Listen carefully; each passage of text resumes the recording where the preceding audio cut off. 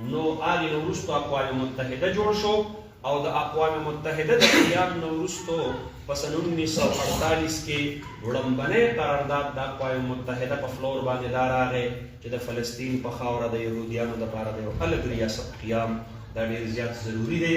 اوس موږ یې ولې مخالفت کوو؟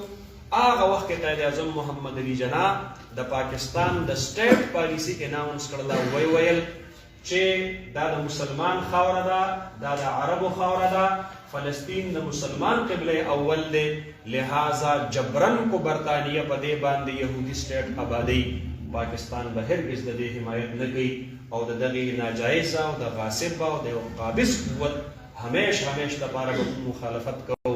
دې وجې نه د پاکستان په پاسپورټ باندې د روز اول نه یو جمله لیکلې شوې ده چې دا پاسپورټ به د دنیا د 198 ملکونو د سفر لپاره کارآمد وي ما سوای اسرائیل، ځکه اسرائیل په حیثیت د سټیټ موږ نه تسلیموو.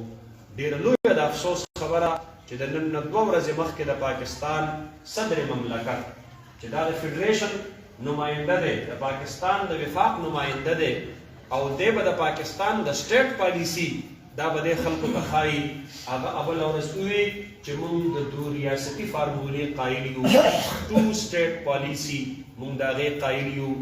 2 سټیټ پالیسي دې ته ویل کېږي چې په دغه ځای کې به اسرائیل هم یو ریاست وي او فلسطین به هم یو ریاست وي. موږ وایو عارف علوي صاحب دا د پی ټي آی هغه ګنده ذهنیت دی چې ستا په دې ذهن کې لا تر اوسه پورې پلانټ دی، هغه نیکه خو هم درله د حکومت نه د کرسۍ نه ښکته ورتاو کړو، ته پکې پاتې انشاءالله 3 میاشتې بعد بیا ستا نمبر را روان دی. دا د پاکستان پالیسي نه ده.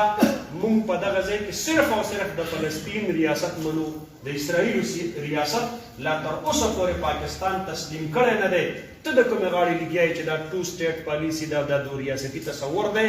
مونږ په مشرق وسطا کې مونږ په دغه ځای کې د فلسطین په خاوره باندې د اسرائیلي ریاست چرته تر اوسه پورې اقرار نه دی کړی. پاکستان تر اوسه پورې اسرائیل به حیثیت د سټیټ او د ریاست نه دی تسلیم کړي.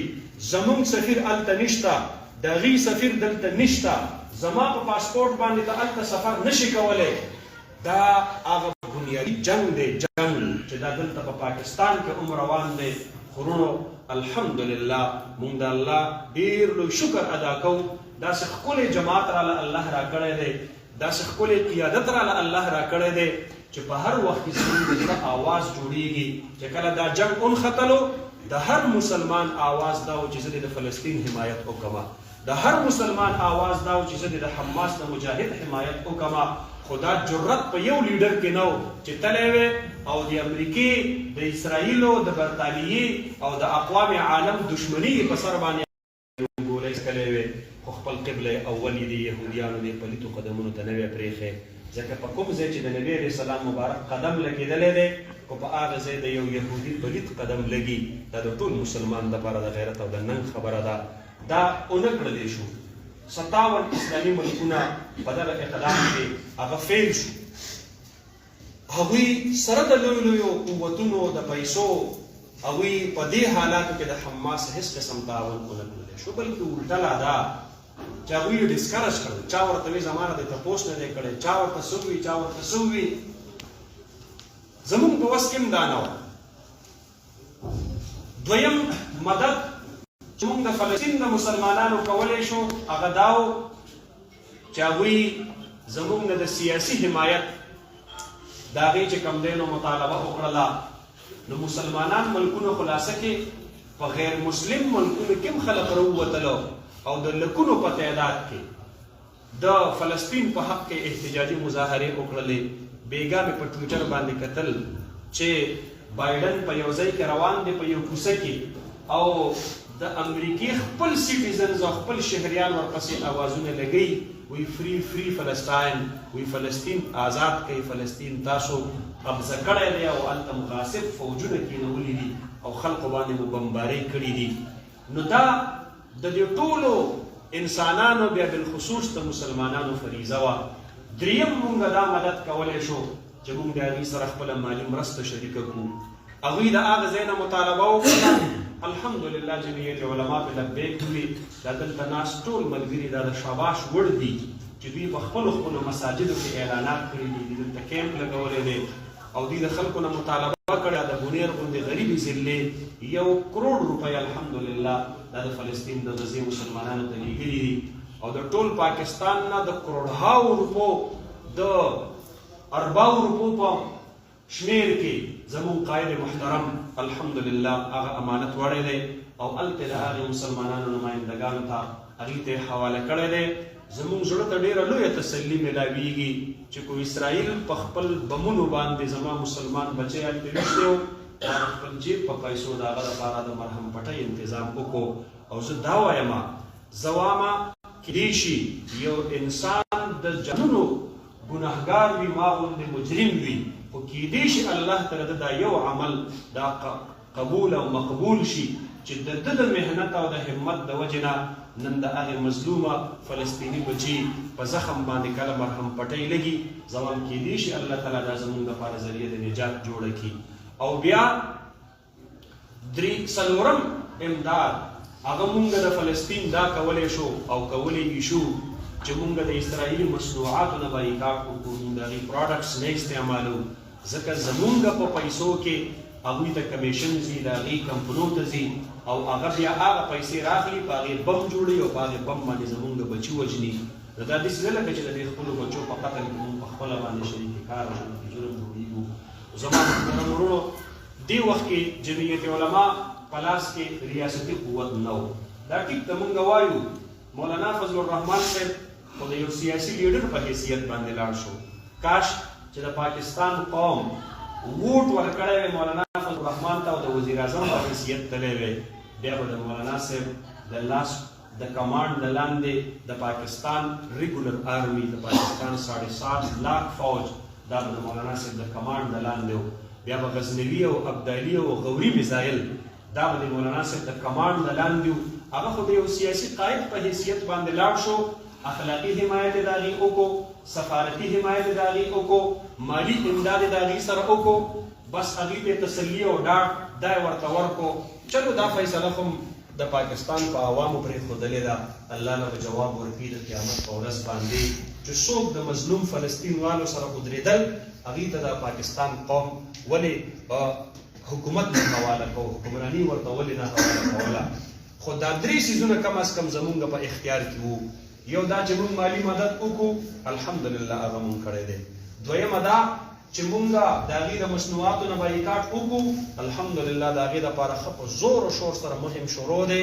او په پاکستان کې د مکډونلډ یوازې په پاکستان کې نه په ټوله دنیا کې خو بالخصوص زمونږ په دې ملک کې د مکډونلډ هغه چې کوم دی نو ځایونه چې په هغې کې به لینونه ولاړو او خلکو به چې کوم دی نو انتظارونه کول د هغې خوراک او د سکاک د څیزونو دپاره نن تاسو لاړ شئ شاړ بوتاړ پراته وي خر پکې سریږي دا د دې نه هغوی ته ډېر لوی اقتصادي تاوان رسیږي او الحمدلله هغه مهم مونږ ښه په کامیابۍ سره وچلو. دریم څیز چې په دې وخت کې مونږ په هغې باندې د فلسطین مسلمانانو نه ډاډګیرنه ورکولی شو، هغې له پې حوصله افزایي ورکولی شو، هغه دا دی چې نن سبا دنیا ګلوبل ویلیج دی، دا ډیجیټل ورلډ دی. دلته چې کله په پېښور کې جلسه کېدله نو د غزې نه چې په هغه وخت کې بمبار هم شروع و خو د غزې نه د حماس د مجاهدینو مشر براه راست زمونږ جلسې ته خطاب کو او زمونږ دا کراوډ هغه هلته لیدلو چې دا په میلیونو باندې خلک زما د مرستې د حمایت دپاره راوتي دي. دا هم ډېره لویه خبره ده. خلک وایي دې اوښ ته چې کله بار اوچتېږي چې دا مالک پې هسې آواز وکړي دا بار دا ورسره دا مالک نه اوچتوي، دا بار دا اوښ په خپله باندې اوچتوي خو د دې مالک په دې آواز باندې د ده له ګړه ښه شي. نو جنګ هغوی ځان له خپله کوي. زمونږ نه د هغوی سرحدات ډېر لرې دي خو چې کم از کم مونږ وایو چې د فلسطین مجاهدین زنده‌باد او بیت المقدس زنده‌باد نو د دې سره کم از کم د هغې زړه ته ډېره لویه تسلي میلاو شي. بیا چې کله زمونږ د اسلام آباد او بیا چې کله د کراچۍ او بیا چې کله زمونږ د کوټې جلسې وشولې نو د هغې نه وروستو د فلسطین قیادت هغې دا اعلان وکړو چې مولانا فضل الرحمن صاحب په عالم اسلام کې بالخصوص په پاکستان کې زمونږ د سفیر کردار ادا کوي او زمونږ مقدمه دا په عوامو کې لړاوي. نو زما محترمو الحمدلله صوبایي دارالخلافو باندې چې کوم عوامي آګاهي مهم وشو هغې نه وروسته مولانا صاحب اعلان وکړو د پاکستان په ګلۍ ګلۍ کې د فلسطین زنده باد نارې ولګوئ. د هر مسلمان بچي په زړه باندې بیت المقدس دننه چې د ده کم از کم په مستقبل کې د ده د سیاست رخ متعین شي چې دغه مې قبله اول ده او د دغې د ازادۍ جنګ به کومه، اخلاقي به یې کومه، مالي به یې کومه، معاشي به یې کومه، او چې کله مې په لاس کې حکومت راغی نو دفاعي جنګ به یې هم کومه انشاءالله العزیز. هغې فیصلې ته مونږ په سلارزو باندې د کانفرنس اعلان کړی دی او هغې کانفرنس ته زمونږ صوبایي قایدین راځي، زمونږ مرکزي قایدین راځي. دې وخت کې مونږ او تاسو څه کولی شو؟ کم از کم مونږ دا کولی شو زیات نه زیات خلک مونږ بوزو، کراوډ کې شامل کو، د کیمرې په وساطت باندې هلته پیغام ور ورسي چې د پاکستان خلک، د خیبر پښتونخوا خلک، بونیر غوندې غریبه ضلع خو یو دیني جذبه لرونکي خلک دا هم په فلسطیني کاز کې دا د فلسطینیانو سره ولاړ دي. او کم از کم کو نور مونږ هېڅ ونه کړو. خپل وس باندې خو انسان پړ دی که نه چې ابراهیم خلیل الله کله یوې مرغۍ په د اور په لمبو کې ولیدلو نو دا مرغۍ لاړه او په خپله په چونچ کې په دې خپله مخوکه کې یو قطره اوبه راواخیستلې او د هغې اور نه په ډېره فاصله کې ودرېدله. وی اللهم فاشهد، خدایه ته ګواه شه زه یو وړه مرغۍ یم، زما په دې یوه قطره اوبو باندې د ابراهیم خلیل الله اور نه مړ کېږي ځکه نمرود ډېر تیز اور بل کړی دی. خو زه صرف او صرف دا ستا دا دوست چې په دې اور کې ینم په دې خفه یم، د خپل خفګان اظهار کوم بس. نو مونږ او تاسو کم از کم په دې حالاتو کې د خپل خفګان اظهار وکړو چې دا کم زمونږ بچي هلته د اسرائیلو په بمبارۍ کې سپي کېږي، زخمي کېږي. تاسو یقین وکړئ داسې داسې حالات سړي له بیا نه ډوډۍ خوند ورکوي، نه بیا سړي له د خوب ورځي چې خدایه پاکه د هغې پلار به څه کیفیت وي، د کوم پلار مخې ته چې اووه بچي او ورسره بیبي او ورسره مور او پلار ټول په ټوله شهیدان پراته وي. چې بله ورځ یو کس دی او هغه کله راغی د کور نه بهر و، په کور یې بمباري شوې وه، د شهیدانو داسې یو قطار ورته پروت دی. دی ورته وایي وی ایها الارواح، ای د شهداو روحونو، تاسو خو به الله جنت ته لیږي که نه؟ نو تاسو چې کله جنت ته لاړ شئ نو بلغوا عنا نبینا صلی الله علیه وسلم ان امتک قد ترکتنا. نبی علیه السلام ته دا پیغام ور ورسوئ چې مسلمانانو موږ یوازې پرېښي او زموږ دپاره یې اواز هم نه اوچتاو. کم از کم د دغې مجرمۍ نه خو خپل ځان بچ کړو، خپل اواز به موږ پورته کړو. په دې حالاتو کې چې څومره زیات نه زیات کېدلی شي د دې کانفرنس لپاره خلک تیارول، په خپله محله کې د هغې دپاره کوراکور ګشت کول، دا ورنوي موږ راوړي دي خو موږ د هغې سره سره اصول پرې کړي دي. بلینک او خالي دعوتنامه به چاته نه ورکوو. موږ چې چاته دعوتنامه ورکوو هغې باندې به نوم لیکلی وي او هغه به د ګشت په شکل کې موږ ورکوو.